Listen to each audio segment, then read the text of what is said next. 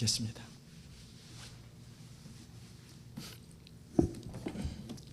오늘은 삼손의 생애라고 하는 제목으로 여러분과 함께 부르심의 소망에 대한 부분들을 나눌 것입니다. 우리가 이 땅에 살아가면서 우리 각 사람을 향한 하나님의 부르심의 목적을 이해한다는 것은 굉장히 중요한 것입니다.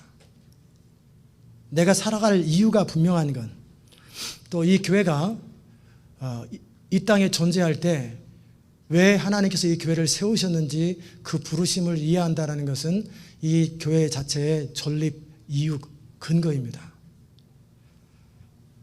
두 번째 우리가 알아야 될 것은 뭐냐면, 하나님께서 우리 한 사람 한 사람을 사용하시되 어떤 방식으로 사용하시는지, 하나님께서 우리를 사용하시는 방법들을 아는 것 참으로 중요합니다. 그리고 오늘 또 다룰 세 번째는 뭐냐면, 정말 하나님께서 우리 가운데 역사하시고 사용하실 때 우리가 하나님께 붙잡혀 살아가는 동안에 절대 범해서는 안 되는 실수가 무엇인지를 아는 것도 중요합니다. 그러기 위해서 깨어있는 것이 참 중요해요. 저는 오늘 여러분과 함께 삼손의 생애라고 하는 그런 제목으로 여러분에게 이 부분을 다룰 것입니다. 말씀을 통해 자신을 깊이 돌아보시고 우리를 통해 일하기 원하시는 그 하나님의 부르심을 발견하는 시간 되시기를 주의 이름으로 축원합니다. 첫 번째는 뭐냐면,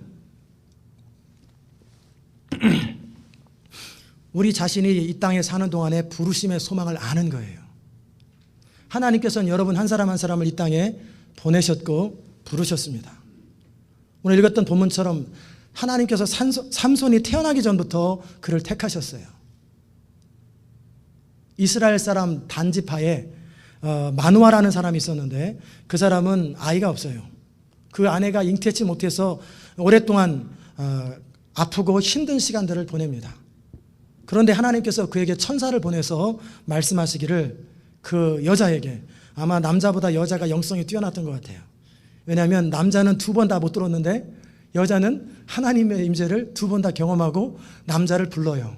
잠시 기다리세요 하고 임재 가운데 남자를 불러오는 거예요.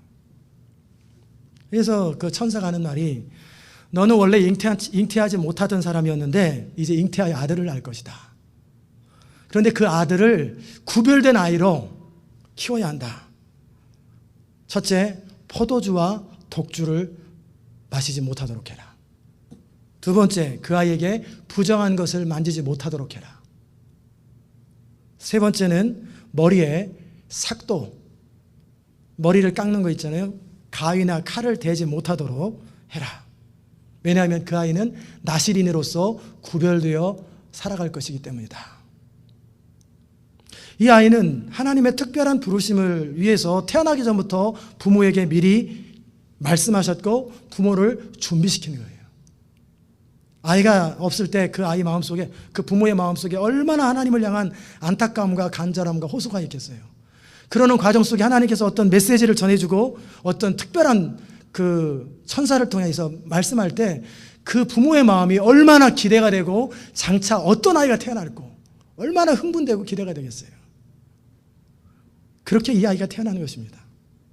삼손이라는 사람은 타락한 이스라엘 백성들을 향한 하나님의 징계와 더불어 그 당시 이스라엘을 압제하고 짓밟았던 블레셋 사람들 가운데 하나님의 자존심으로 이스라엘 백성들 가운데 하나님이 함께 하시는 것을 보이는 사인으로서, 사사로서 택하신 하나님의 사람이에요. 하나님은 이렇게 하나님의 사람들을 택하십니다. 그리고 하나님의 목적을 위해서 부르시고 부르신 그들을 준비시키시고 그리고 그들을 하나님의 미션을 위해서, 사명을 위해서 사용하는 거예요. 이 말씀을 들을 때 우리는 삼손 같은 사람에게나 우리에게 그런 은혜가 임하지, 우리 같은 사람들이야 뭐 그런 은혜가 특별히 임하겠냐, 그거야 특별한 사람들이지. 그러나 그렇지 않습니다. 그리스도 안에서 하나님의 자녀가 된 사람을 향한 성경의 기록은 뭐라고 하냐면, 너희를 향한 하나님의 부르심을 보라. 에베소서 1장에서 하나님께서 우리를 택하시되 우리가 잘하는 거 보고 택하시는 게 아니에요. 인도 비기닝, 모든 것이 시작되기 바로 전에, 그거보다 더 이전에 하나님께서 우리를 태 속에 생기기도 전에부터 예레미야에게 말씀하신 것처럼 네가 복중에 조성되기 전, 네 어머니 뱃속에 생기기 전부터 난 너를 알았고 너를 불렀고 너를 택했다. 그게 하나님의 부르심이에요. 그게 누굽니까? 그리스도 안에서 하나님의 자녀가 된 사람을 하나님께서 그렇게 부르셨다라는 거예요. 그러기에 우리는 얼마나 소중한지 몰라요.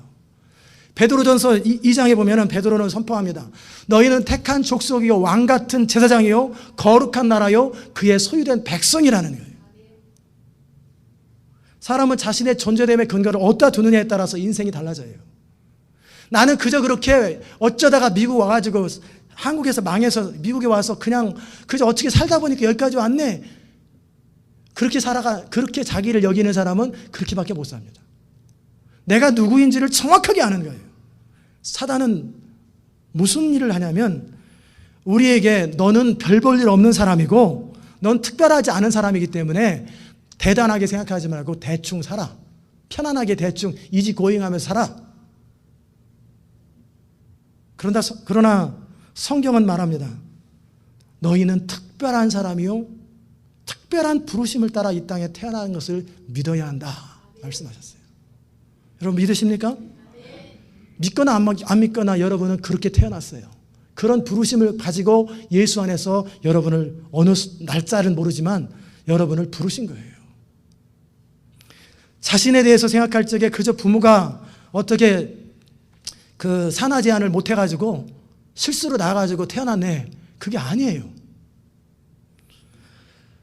실수로 그리고 낳고 싶지 않았는데 태어난 것이 아니고 버림받은 사람이 아니고 분명한 하나님의 목적과 부르심을 가지고 이 땅에 사람들이 태어난다는 거예요. 그렇게 사람들이 이 땅에 처음 존재할 때 태어날 적에는 그에게 한 명의 천사가 붙습니다. 그런데 그가 하나님을 거역하고 하나님을 떠나면 천사도 떠나버립니다. 대신에 사단이 귀신을 보내가지고 그 주변에 악한 영이 그 주변에서 맴돌아요. 그래서 악한 짓들을 하고 다니는 거예요. 부모가 원치 않았는데 태어날 수 있습니다. 인간적으로 실수로 태어날 수 있어요. 그러나 하나님이 모르는 상태에서 여러분과 제가 태어나는 법은 없어요. 반드시 이 땅에 어떤 사람이 태어날 적에는 목적이 있다는 거예요. 그렇게 어떤 사람은 낳고 싶어도 안 낳고 안 낳고 싶어도 낳고 이것을 어떻게 사람이 조절하겠어요? 이 땅에 아무런 목적 없이 태어난 사람은 한 사람도 없어요. 그런데 사단이 하는 일은 뭐냐면 우리로 하여금 그 하나님의 창조하신 목적을 모르도록 내 인생은 내 것이라고 착각하도록 그렇게 속이면 대부분의 사람들이 그렇게 속고 살아가요. 그러다가 뜻대로 안 되면 에라 살맛 안 나는데 자살이나 하자. 인생 막 사는 거예요. 막 살아요. 왜? 자신의 존재됨의 근거를 정확하게 모르기 때문에 그래요. 나의 나됨은 하나님의 특별한 은혜예요. 따라서 합시다. 나의 나됨은 하나님의 특별한 은혜입니다. 더욱이 그리스도 안에서 여러분을 부르신 하나님은 하나님의 지극한 관심과 사랑의 대상이요 하나님의 서포트라이터로 하나요. 헤드라이트나 하여튼 서치라이트를 받고 여러분이 어디를 가든지 하나님의 시선이 여러분의 삶 가운데 머문다는 것을 여러분이 믿으셔야 돼요. 아멘이십니까? 내가 남자로 태어난 것도 여자로 태어난 것도 한국 사람으로 태어난 것도 미국 사람으로 태어나는 것도 하나님의 분명한 목적과 부르심이 있어요. 그렇기 때문에 내가 누구인지에 대한 그 존재됨, 셀프 이스팀을 내가 어떤 가진 것, 내가 어떤 취한 것, 어떤 얻은 것 그것을 가지고 나의 나됨을 자랑하는 거 아니에요. 나의 나됨은 하나님께서 나를 어떻게 보아주시는가, 하나님이 그리스도 안에서 나를 어떻게 불러주셨고 나를 어떻게 여기시는가가 그게 진정한 우리 자신인 거예요. 아멘? 그게 여러분의 여러분됨이에요. 군대에서 제대하면 한국에서는 한 3년이나 5년간 예비군 훈련을 받아요. 그런데 재미난 현상은 그 사람이 목회자여도 대학 교수여도 기업체 회장이라고 할지라도 일단 예비군 분만 입혀놓으면 아무 데나 들어넣어서 자고 아무 데나 오줌을 싸요. 이상해요. 예비군이 복을 입음과 동시에 행동이 엉망이 돼버려요. 그러다가 다시 가운을 입고 교단에 딱 서면 완전히 젠틀맨이에요. 다는 아니지만 일반적으로 그래요. 제가 보면 다들 그냥 뭐 아무 데나 들어넣어 있고 아무 생각이 없어요. 그리고 빨리 끝나기만 바래요. 빨리 예비군 훈련 끝났으면 좋겠다. 왜? 내가 예비군복을 입는과 동시에 나는 예비군이라고 생각하고 내가 목회자요, 내가 교수요, 내가 사업가요, 내가 한 동네 이장이라는 생각을 안 해요. 그냥 예비군복을 입는과 동시에 나는 예비군이다. 그렇기 때문에 함부로 사는 거예요. 그와 동일한 맥락에서 우리가 우리 자신을, 여러분이 여러분 자신을 누구라고 여기느냐에 따라서 그 행동이 결정되는 거예요. 영국에서 자녀를 키울 적에는 어떻게 키우냐면 함부로 안 키워요. 여자들을 걸음걸이를 걷게 할 적에 머리에다가 쟁반이나 접시를 올려놓습니다. 그리고 접시가 떨어지지 않도록 발을 사뿐사뿐하게 그들이 라인을 따라 정확하게 팔자걸음 걷고 지그재그로 걷고 못하도록 정확한 라인을 거쳐서 그대로 가지면서도 몸은 움직이는데 전체적인 균형이 흔들리지 않도록 그렇게 가르쳐요.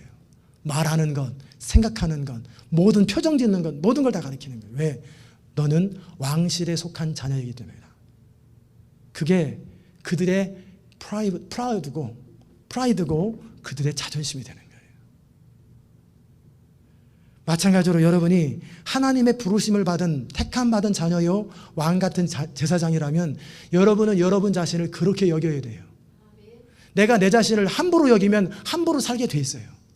그러나 내가 그렇게 하나님 앞에서 내가 얼마나 소중한 존재인가를 알고 그것을 의식하고 그렇게 여기고 살아가면은 내 말하는 것, 생각하는 것 아무도 보지 않는 곳에 누가 보든 안 보든 나 혼자 있을 때도 그 사람은 그 하나님 앞에서 살아가는 사람이 되는 거예요. 삼손이 술과 부정한 것을 멀리하고 머리에 삭도를 대지 말라 하셨을 때 그런 동일한 이야기를 우리한테 안 해줬는지 몰라도 하나님은 분명히 이 세대를 본받지 말고 너희는 이 세대를 본받지 말고 누구한테요? 믿는 자들에게 이 세대를 본받지 말라. 그리고 너희 몸을 하나님이 기뻐하시는 거룩한 산제사로 드리라. 너희는 이제 너희 것이 아니다. 너희 것도 아닌데 왜 네 마음대로 생각하고 네 마음대로 판단하고 네 마음대로 화를 내냐? 이게 너냐? 너는 더 이상 너희 것이 아닌데 왜 네 마음대로 사냐? 하나님이 말씀하시는 거예요. 너는 값으로 산바 되었으니 더 이상 네 것이 아니다. 너의 이전의 과거는 그리스도와 함께 죄만 묻은 게 아니라 미래까지도 내 모든 과거의 내 모습은 십자가에서 주님과 함께 장사 지내는 거예요. 그렇게 더 이상 나는 없는 거예요. 그렇죠? 그리고 나는 새로운 나, 그리스도와 함께 새로 태어난 내 자신만이 존재하는 거예요. 그 아이덴티티를 정확하게 가지고 살아가는 사람은 하나님의 사람으로서의 걸음을 걸어가는 거예요. 더더욱이 마지막 시대에 시온의 비전을 따라 부르심을 받아 온 여러분은 특별한 사람이에요.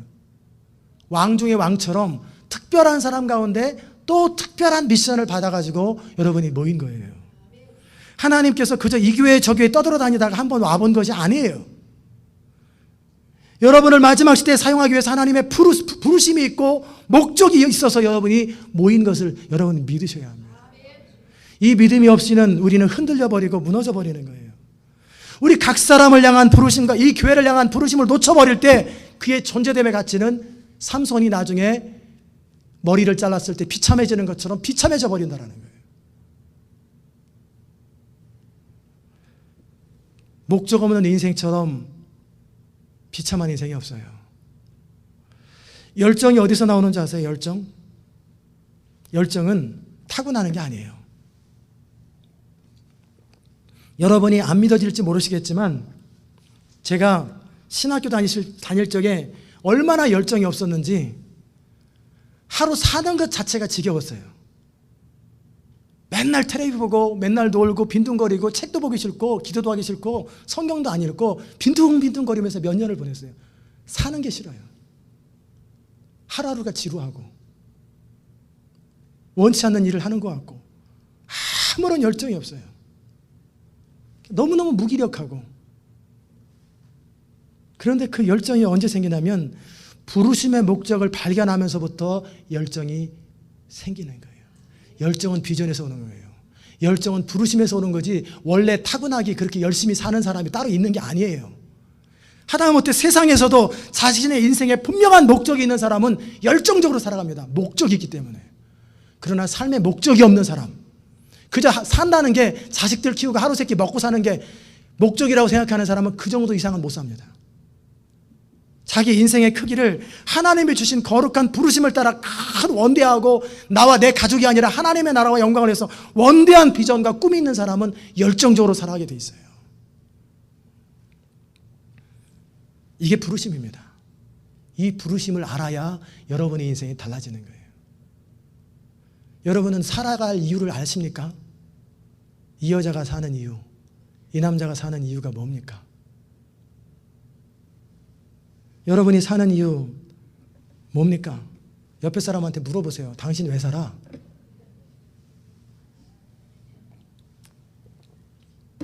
물어보시라니까요. 그리고 아니면 자기 자신한테 물어보세요. 나는 왜 사냐? 그냥 산다. 죽지 못해 산다. 마지 못해 산다. 목구멍이 포도청이라 산다. 자식들이 있어서 걔들도 시집장가 보낼 때까지 산다. 그런 인생을 살아가시는 분들은 오늘 이후로 삶의 태도를 바꾸시기를 주의 이름으로 축원합니다. 그런 사람들은 도끼만 있어요. 열정이 아니라 도끼만 있어요. 오기만 있어요. 그런 사람들은.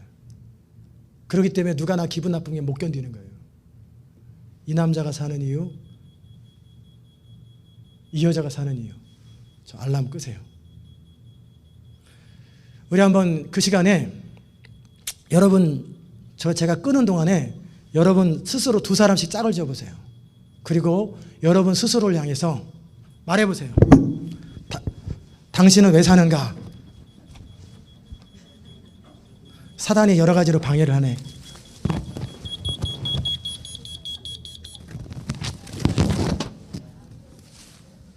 옆에 사람하고 얘기하세요. 당신은 왜 삽니까? 그리고 노래를 부르세요. 당신은 누구십니까? 하고 노래를 불러보세요. 분위기가 편안해졌죠? 우리가 사는 이유가 분명하지 않으면 우리는 열정이 있을 수가 없어요. 열정이 있을 수가 없어요. 그럼 이 부르심의 목적을 어떻게 개발하는가? 그리고 어떻게 발견하는가? 그것은 세 가지 방법이 있습니다. 우리 부르심의 목적, 비전과 우리를 향한 목적을 깨닫고 아는 방법이 있어요. 첫째는 우리 몸을 하나님이 기뻐하시는 거룩한 산제사로 드려야 합니다. 그냥 함부로 사는 자들에게 열정이 없고 그런 사람에게는 부르심이 없어요. 있어도 모릅니다. 하나님께서 먼저 하실 일이 우리에게 원하는 걸 뭐냐면 너희 몸을 하나님이 기뻐하시는 거룩한 산제사로 드려라. 그렇게 막 살지 마시고 함부로 살지 말고 그 부르심의 소망을 가지고 내 몸을 구별하여서 나는 하나님의 나라와 영광을 위해서 살고 싶다라는 강력한 소원을 가지고 하나님 앞에 계속 자기 삶을 추스리는 거예요.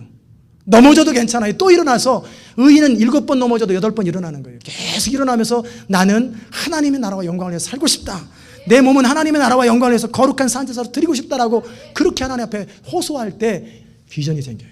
두 번째 방법은 뭐냐면 이 시대에 사람들이 살아가는 대로 살지 마세요. 이 시대의 가치관을 따라 살지 말고 마음을 새롭게 함으로 변화를 받으십시오. 성령으로 말미암아 변화는 우리가 스스로 시키는 게 아니에요. 성령께서 우리 마음에 변화를 주시는 거예요. 근데 소원을 가진 사람들에게 마음을 새롭게 함으로 변화를 받으면 어떤 일이 생기냐면 하나님의 선하시고 기뻐하시고 온전하신 뜻이 무엇인지 그냥 알게 돼요. 하나님의 뜻이 어디에 있는가 기도 안 해도 그냥 저절로 알게 돼요. 저절로 알게 돼요. 마음이 엉뚱한 곳에 있고 세상에 있고 딴 곳에 시선이 집중되어 있는 동안에는 하나님의 음성이 안 들리고 하나님의 뜻을 몰라요. 그러나 이 시대의 가치관이 아니라 하나님의 말씀으로 변화되기를 원하여 성령님 나를 다스리소서 간절히 추구하는 바로 그 사람에게 하나님께서 부르심의 소망을 새겨주는 거예요. 이건 설득되는 게 아니에요. 하나님의 교회 비전도 설득이 되는 게 아니에요. 우리 영혼 가운데 인을 쳐버리는 거예요. 우리 영혼 가운데 하나님께서 새겨버리는 거예요. 누구에게? 소원하는 자들에게. 간절한 소원을 가진 자들에게 새겨버리는 거예요. 지적인 동의가 아니에요. 우리의 심장에 새겨버리는 거예요. 세 번째는 기도해야 합니다. 우리 마음의 눈을 밝혀주셔서 부르심의 소망이 뭔지 알려달라고 하나님 open my eyes of heart 내 마음의 눈을 밝혀주십시오. 열어주십시오. 그래서 하나님이 나를 왜 부르셨는지 알게 해달라고 기도하는 거예요. 이 세 가지입니다. 우리 몸을 하나님이 기뻐하시는 산제사로 드리고 우리 마음이 성령으로 변화되고, 그리고 내 눈을, 부르심의 소망이 뭔지 알도록 내 눈을 열어달라고 기도하면 어느 날 여러분의 영혼 가운데 그냥 도장으로 새긴 것 같이, 저 빨간 통 열면은 사일런트가 있어요. 왼쪽 버튼 누르세요. 네. 그렇게 세 가지를 하면 어떻게 된다고 그랬어요? 부르심의 소망이 영혼 가운데 그냥 새겨져 버리는 거예요. 새겨져 버리는 거예요. 두 번째 우리가 삼손을 통해 배워야 될 건 뭐냐면, 하나님께서 우리를 사용하시는 방법은 사람마다 독특하게 다르다는 거예요. 저는 삼손을 바라보면서 참 독특함을 느낍니다. 삼손이라는 사람은 그 당시 그들을 지배했던 블레셋 나라의 그 속박 가운데 사사로 있었던 사람이에요. 지도자로 있었던 사람이에요. 공식적인 무슨 타이틀을 가지고 백성들을 다스리고 그게 아니라 모든 백성들이 마음으로부터 삼손을 하나님이 우리를 보호하기 위해서 보낸 사람으로 여기고 믿고 존중하고 따랐던 사람이에요. 그런데 이 삼손이 하는 말이 뭐냐면, 어머니에게 찾아와서, 어머니, 나 한 여자를 봤는데 한눈에 반했어요. 누구냐? 블레셋 여자예요. 뭐가 어째?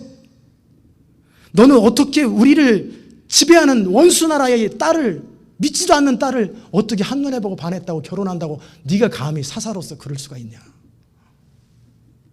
부모는 그 결혼을 결사적으로 반대합니다. 그러나 삼손은 그 결혼을 하겠다고 고집하는 거예요. 어찌 보면 삼손에게 포도주와 독주를 하지 아니하고 부정한 시체라든지 부정한 것을 먹지 아니하고 만지지도 아니하고 그렇게 구별된 사람이 반사적으로 엉뚱한 행동을 할 때 부모는 이해할 수 없는 거예요. 그런데 성경은 뭐라고 기록합니까? 그 계획은 블레셋 사람을 치기 위해서 하나님으로부터 나온 것이다. 삼손이 블레셋 여인과 결혼하려고 하는 그런 마음은 하나님으로부터 줬다라는 거예요. 하나님이 그렇게 시켰다라는 게 아니라 그런 마음을 가진 삼손을 하나님이 사용하시더라는 거예요. 그래서 삼손이 결국은 자식 이기는 장사가 어디 있어요? 부모가 어디 있어요? 다 그냥 자식 죽겠다고 막 그러면 하는 거지. 그래서 이제 결혼하러 갔어요. 그래서 그 풍습대로 한 일주일간 결혼잔치를 하는 동안에 그 지역의 친구들, 블레셋 어떤 리더들이든지 그런 젊은이들, 친구들을 불렀어요. 그리고 그들에게 수수께끼를 했습니다. 이 수수께끼를 맞추면 내가 너희들이 원하는 스타일대로 옷 30벌을 한 사람씩 나눠줄 것이고, 만약에 못 맞추면 너네들이 나를 줘라. 아마 삼손이 생각할 때는 죽어도 못 맞출 거라 생각했을 거예요. 그 수수께끼 내용은 뭐냐면, 강한 자에게서 단 것이 나오고 먹는 자에게서 먹는 것이 나왔는데 이게 뭐냐? 그 질문이에요. 이 수수께끼를 어떻게 만들었냐면, 원래 전통적으로 있는 수수께끼가 아니라 삼손이 블레셋 나라로 그 지역으로 가려고 할 때 사자가 덤벼가지고 사자를 죽였어요. 맨손으로 사자를 죽이고 나서 그 사자 시체에 벌들이 와서 거기에다가 벌집을 만들어 놓고 거기다 꿀을 만들어 놓은 거예요. 그러니까 그 배고픈 때 지나가다 보니까 벌들이 있어 가만히 보니까 거기에 꿀이 있길래 그 꿀을 먹더라는 거예요.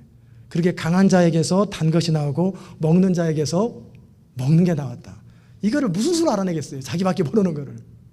그러니까 이 블레셋 사람들이 일주일이 되도록 거의 못 맞추는 거예요. 그러니까 이 사람들이 블레셋 나라에 또 자존심이 걸린 사람들인데 삼손에게 지게 생긴 것이 옷도 아깝지만 자존심이 상해가지고 그 블레셋 여자 삼손의 아내 될 사람에게 찾아가서 네가 이 비밀을 알아내지 못하면 너와 네 아버지와 뭐 이 집을 불질러 버려서 다 죽여버리겠다.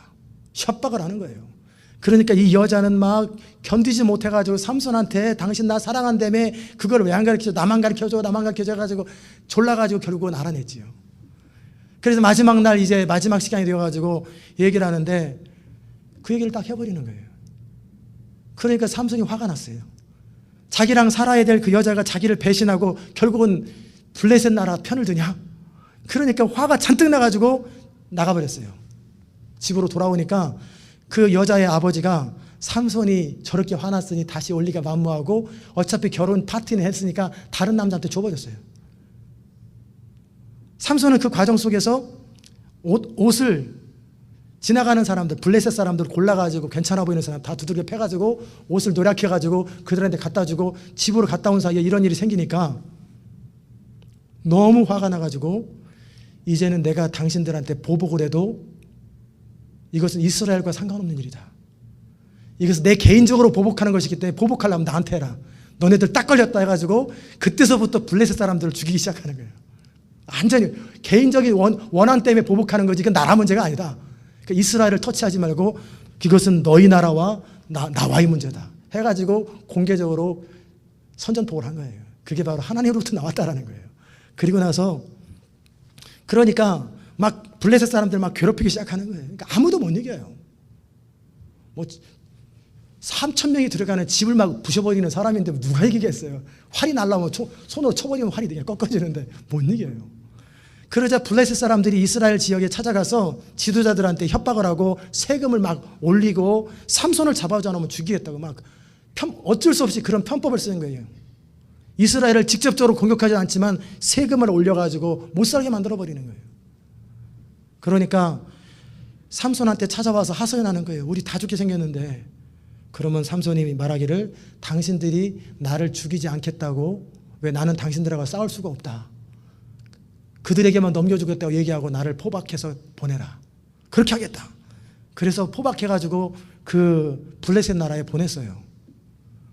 그리고 이스라엘 백성들이 다 가자마자 약속을 딱 지키자마자 그때서부터 줄을 끊어버리고 결박을 끊어버리면서 그 군인들 수천 명의 군인들을 죽이기 시작하는 거예요. 나귀 턱뼈 하나로 그 자리에서 군인들 1,000명을 그 자리에 죽여버려요. 그러니까 뭐 대책이 없죠. 저는 이런 것들을 바라보면서 이게 우연이 된 것이 아니라 하나님께서 삼손을 사용하시되 그 사람의 타고난 기질과 스타일을 따라서 사용하여서 이스라엘 원수인 블레셋을 하나님께서 징계하시더라는 거예요. 하나님은요, 각 사람이 하나님께서 그 사람에게 주신 기질대로 역사합니다. 그렇기 때문에 여러분이 절대 다른 사람 되려고 하지 마세요. 여러분은 여러분 자신이 되세요. 저에게 지난 5년 동안 많은 사람들이 요구를 했어요. 뭘 요구하냐면 목사님 스타일대로 목회하지 말고 다른 좋은 괜찮아 보이는 목사님들처럼 그렇게 목회하세요. 그러면 저보고 죽으라는 얘기입니다. 그러면 이 교회도 망하고 저도 망하고 다 망합니다. 하나님은 그 사람의 강점을 통해 역사하시고 그 사람의 기질을 따라서 역사하시지 그 사람이 아닌 다른 방법으로 역사하지 않는다라는 거예요. 그러니까 여러분이 절대 명심해야 될 것은 여러분은 남이 되지 마시고 여러분 자신이 되라는 거예요. 나의 강점은 무엇이고 타고나게 나만이 가지고 있는 독특함이 무언가 그것을 발견하는 거예요. 그게 하나님이 그 사람에게 역사하는 방법이에요. 저는 모범적으로 자라나는 것도 좋아합니다. 아이들이 건강하게 잘 교육받고 정상적으로 교육받고 그래서 좋은 가정을 이루고 잘 살아가는 것도 귀한 일입니다. 그러나 저는 그런 사람들보다 누구한테 더 애착이 더 가냐면 좀 방황하는 사람들, 헤매는 사람들한테 애착이 갑니다. 나이가 들어서 방황하면 안 되고요. 젊었을 때 20대, 50대 가지고 방황하고 40대에서 방황하면 이거는 모든 사람 다 고생시키는 거니까 그런 거 말고 혼자 있을 때 10대, 20대 방황하는 사람들 바라보면 저는 무슨 생각하냐면 저것도 귀한 일이다. 잘한 일은 아니고 저럴 때 인생의 어려움과 방황의 시간들을 하나님께서 저것을 사용하실 텐데 태어나면서부터 12살까지는 내지는 뭐 사춘기 때까지는 부모가 철저하게 교육시키고 잘 가르치는 거 중요하지만 어느 단계가 지나고 나면 간섭하면 안 돼요. 내버려 둬야 됩니다. 간섭하면 간섭할수록 그 사람은 그 사람이 안 되고 그 사람과 다른 부모 스타일이 돼요. 그러면 그 인생은 망합니다. 절대 잘못됩니다. 간섭하는 거 아니에요. 어렸을 때 기본적으로 하나님을 신앙하고 하나님을 섬길 수 있도록 기본적인 옳고 그름을 가르쳐주지만 어느 사춘기가 지나가고 어느 시점이 지나가면 그 아이만이 가지고 있는 독특함을 발견하고 그 아이가 스스로 살아갈 수 있도록 그 아이를 빌드업 해주는 것, 강제로 내 스타일로 만드는 게 아니라 그 사람이 되도록 만들어주는 것, 그게 필요한 거예요. 더더욱이 20대가 20살이 넘어가면 간섭하지 마세요. 내버려 두세요. 학교를 다니든 말든 가서 깡패짓을 하든 도둑질을 하든 내버려 두세요. 안 고쳐집니다. 스스로 겪어서 스스로 깨닫지 않으면 안 되는 거예요. 만약에 그때 가르치려고 평생 원수가 됩니다. 부모하고. 절대 부모 안 쳐다봐요. 내버려 두세요.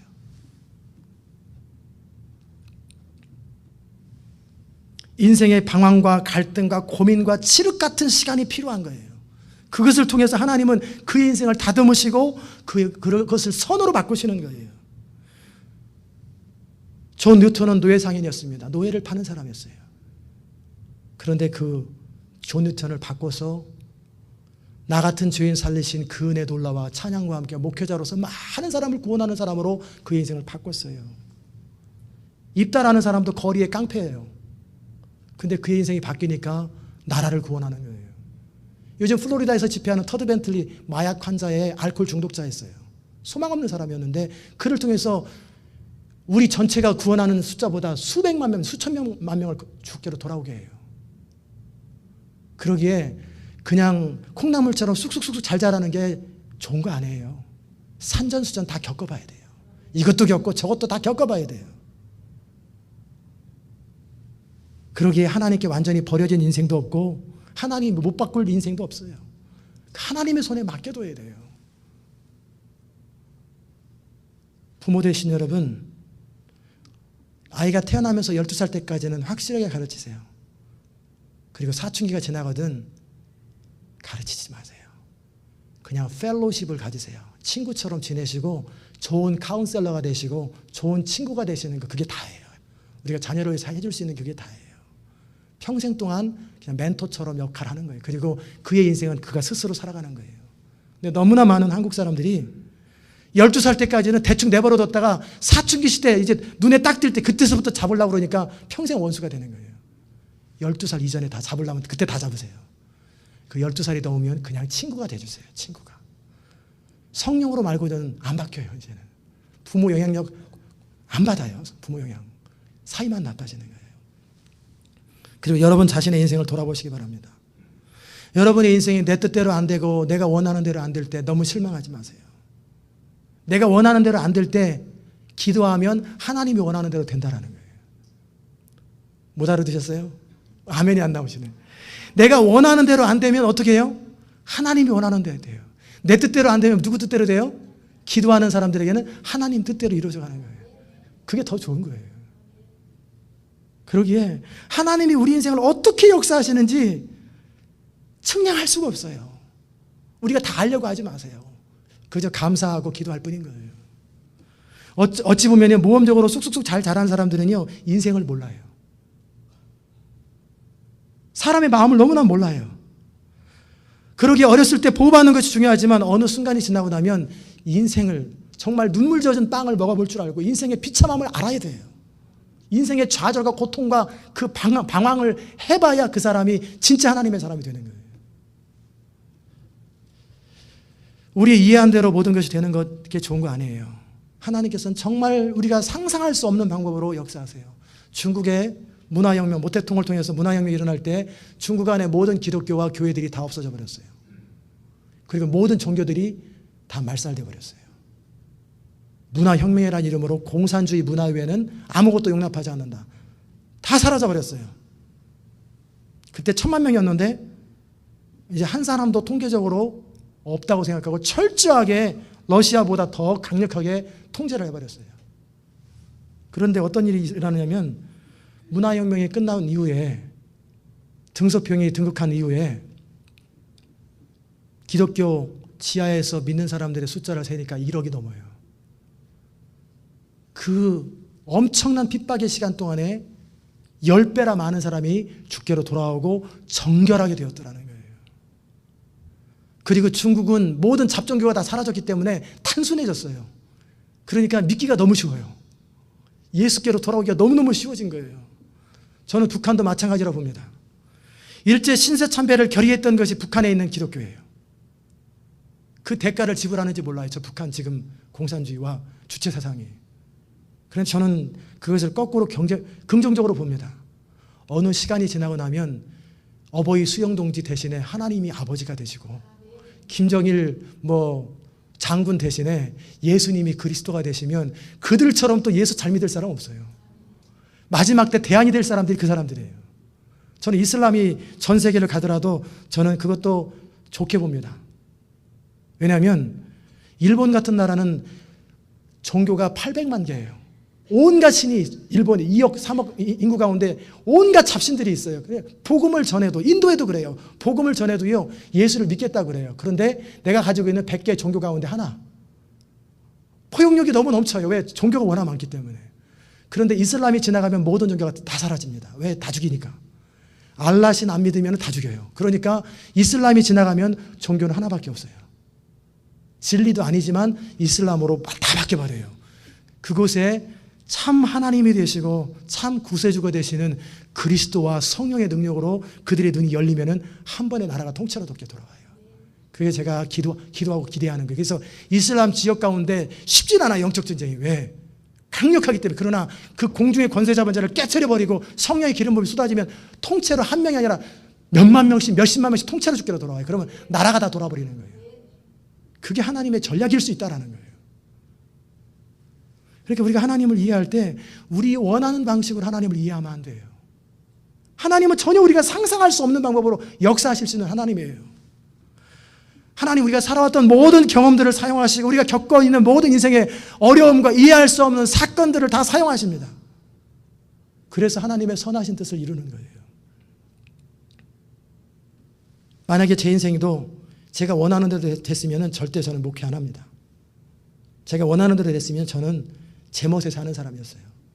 근데 하도 원하는 대로 안 되고 안 풀려서 결국은 하나님께로 돌아오고 그러다 보니까 여기까지 온 거예요.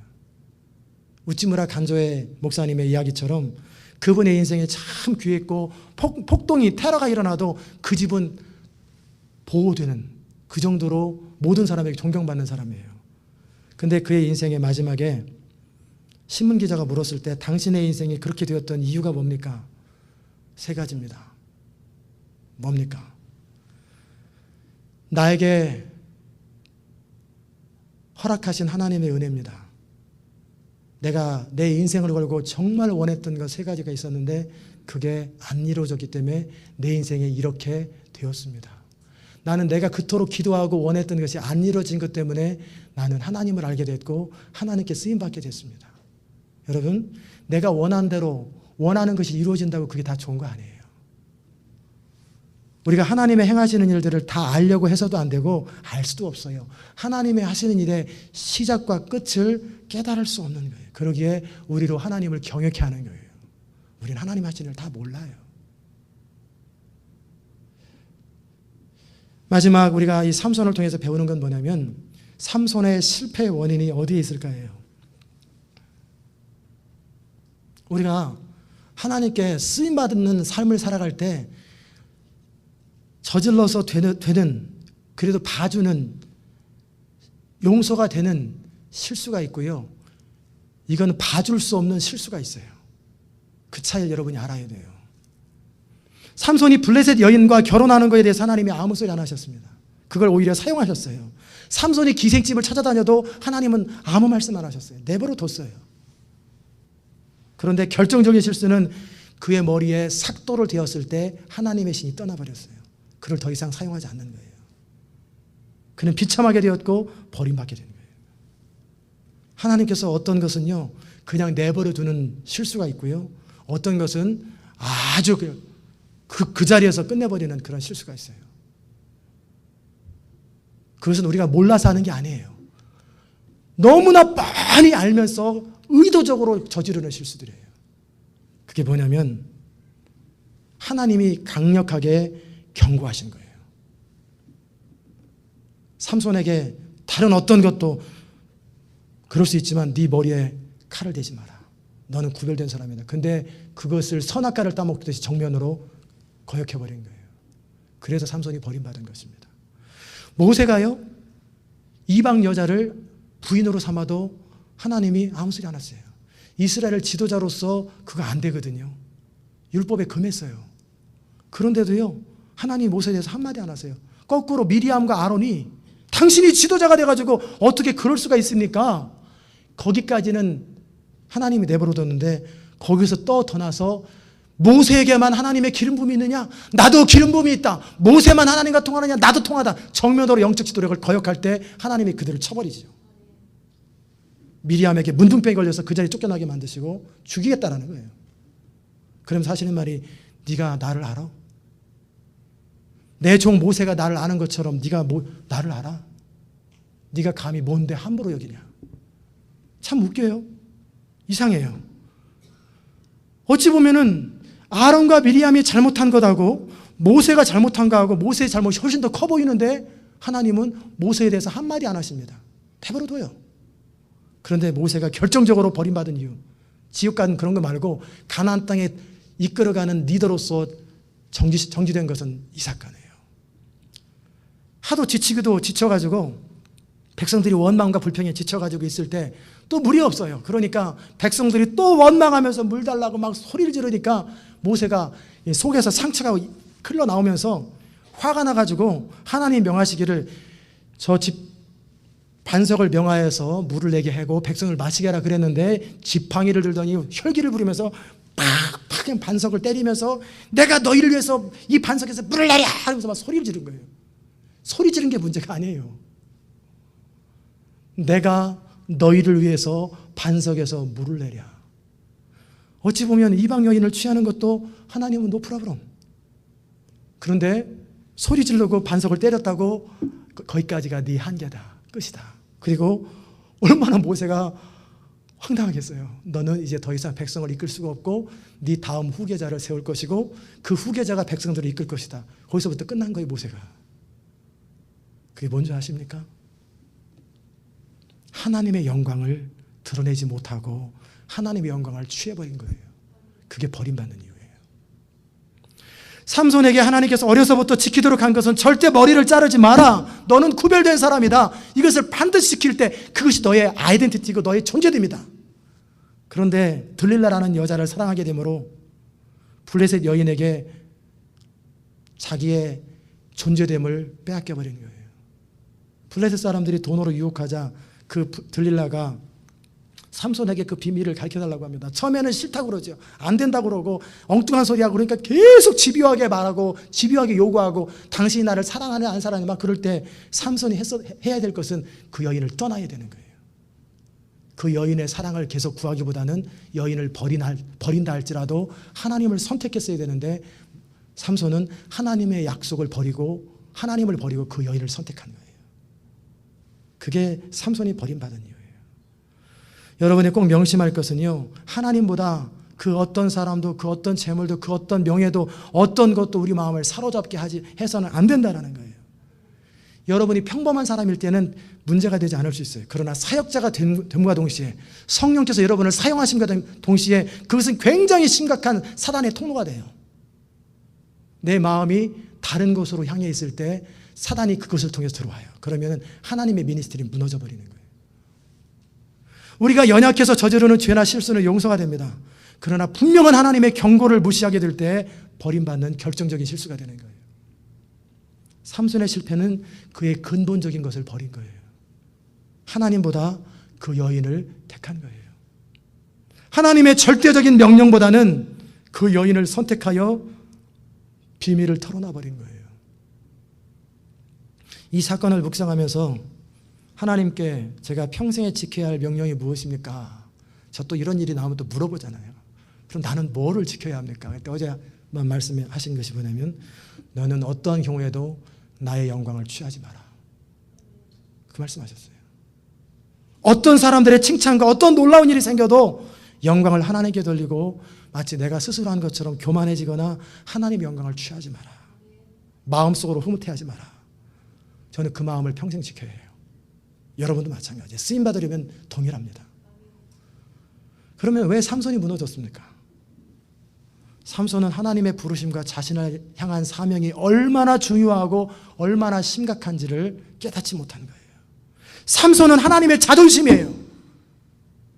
그가 하나님의 부르심을 망각하고 함부로 살았던 건 하나님의 사람으로서의 품위를 놓쳐버렸을 때 그것이 처음엔 작은 것 같지만 조금씩 조미 먹듯이 물들어가는 거예요. 결국은 하나님의 강력하게 금한 것조차도 저버리게 만든 거예요. 우리가 넘어지는 것은 큰 데 있지 않습니다. 평상시 길들여지지 않는 작은 부분들이 함정이 됩니다. 여러분이 평상시 길들여지지 않은 부분 있잖아요. 약점들이 있을 거예요. 그것들을 정리할 것 정리하고 다듬을 것 다듬고 변화시킬 것 변화시키지 않으면 평상시 때 여러분이 쓰임받지 않을 때는 크게 문제가 안 되지만 여러분이 정작 드러나게 쓰임받을 때는 그 약점, 다듬어지지 않은 약점이 여러분을 무너지게 하는 그 올무가 된다는 거예요. 그렇게 평상시 여러분을 준비시키고 있는 기간 동안에 철저하게 자신을 다듬으세요. 여러분 안에 잘못된 것들을 다 깨트려 버리세요. 사람들이 칭찬하고 사람들이 따르고 사람들이 그에게 배우고 사람들이 그에게 듣기 원할 때 참으로 중요하게 여길 것은 뭐냐면 하나님 그분을 놓치지 않는 거예요. 그분의 명령과 그분의 약속을 놓치지 아니하고 자기 허영심과 명예를 붙들지 않는 거예요. 그것이 반드시 우리가 지켜야 될 원칙이에요. 그렇게 하지 못할 때 버림받는 비결이 되고 타락하는 이유가 되는 거예요. 그래서 하루아침에 굉장히 근사한 사람이 하루아침에 무너져 버리는 게 올라갈 때는 시간이 걸려도 내려올 때는 하루아침이에요. 하루아침에 무너져 버리는 거예요. 근데 사실은 그 하루아침의 문제가 아니라 오랫동안 자기 안에 있었던 것들이 정리되고 해결되지 않은 것들이 사단이 어느 순간에 공격해 버릴 때 그냥 무너져 버린 거예요. 그러게 평상시 하나님 앞에 기도하면서 내가 어떤 부분들을 다듬어야 되고 어떤 부분들을 해결해야 합니까? 그 부분을 놓고 기도하고 그 부분을 생각해야 돼요.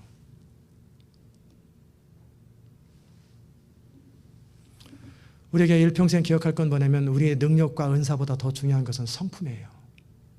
태도예요. 하나님을 향한 태도. 능력은 하나님의 기름 부으시면 어느 날 갑자기 생겨요. 강력하게 생깁니다. 그런데 태도는 하루아침에 개발되는 게 아니에요. 오랜 시간이 걸려요. 하나님 앞에 그 성품은 시간이 걸려요. 얼마나 많은 일을 할 것인가 그것이 중요한 것이 아니라 일평생 하나님 앞에서 겸손의 태도를 다 유지하는 것. 이것은 오랫동안 길들여야 되는 거예요. 그렇게 다른 사람이 여러분을 칭찬할 때 뭐 보통이지 뭐 그런 장난이라도 그런 말 하지 마세요. 절대 다른 사람이 여러분을 인정할 때 마음속으로 찾아서 흐뭇해하지 마세요. 그게 죄악으로 가는 길이에요. 멸망받는 비결이요, 버림받는 비결이에요. 말씀을 마무리합니다. 오늘 삼손의 생애를 통해서 삶의 교훈을 얻었습니다. 먼저는 우리 각 사람을 향한 하나님의 부르심이 뭔지를 알라고 말씀드렸어요. 그 분명한 부르심을 알아라. 그러기 위해서 너희 몸을 하나님이 기뻐하는 거룩한 산제사로 드리고 마음을 새롭게 함으로 변화를 받아 하나님의 뜻을 알게 하시고 마음의 소원, 눈을 열어달라고 기도하라고 말씀드렸습니다. 두 번째는 각 사람을 향한 하나님의 사용하시는 방법은 사람마다 다 다르다라는 거예요. 이 교회를 향한 부르심도 저를 향한 여러분을 향한 부르심도 다른 교회나 다른 사람하고 똑같지 않아요. 전혀 달라요. 각자가 독특한 부르심을 가지고 하나님 앞에 쓰임받는 거예요. 그것을 발견하라는 거예요. 마지막 세 번째는 여러분이 어떤 경우에도 부르심의 목적을 놓치지 말고 하나님의 결정적인 명령을 지키지 못하는 일이 없도록 항상 마음을 지키십시오. 마음을 지키세요. 무릇 지킬 만한 것보다 다른 것도 지켜야 되지만 더욱 내 마음을 지키라. 생명의 근원이 이에서 납니다. 오늘 말씀을 들으신 여러분의 생애가 앞으로 후회 없는 생애가 되시기를 주의 이름으로 축원합니다. 기도하십시다. 하나님 아버지 감사합니다. 오늘 우리를 향하신 여호와의 선하심과 인자하심이 얼마나 크고 얼마나 놀라운지요. 우리 한 사람 한 사람을 택하시고 부르신 그 하나님의 부르심의 소망이 얼마나 크고 위대하고 놀라운지요. 그 부르심의 소망을 아는 자들은 그 부르심대로 영광스러운 인생이 될 것이요. 그 부르심대로 하나님의 인도를 받을 줄 아는 사람들은 그가 일평생 주님의 영광을 드러내고 선포하는 자가 될 것이요. 하나님, 우리가 바로 그런 자가 되기 원합니다. 그저 그렇게 내 능력의 범위 안에서 하루하루를 메인테인하는 인생이 아니라 부르심을 따라 하나님께서 우리를 통해 일하실 수 있는 그런 아름다운 생애가 될 수 있도록 은혜 베풀어 주시옵소서. 어떤 경우에서도 하나님의 영광을 취하지 않도록 늘 주님 안에 거하는 자 되게 하여 주옵소서. 감사드리며 예수님의 이름으로 기도드리옵나이다. 아멘.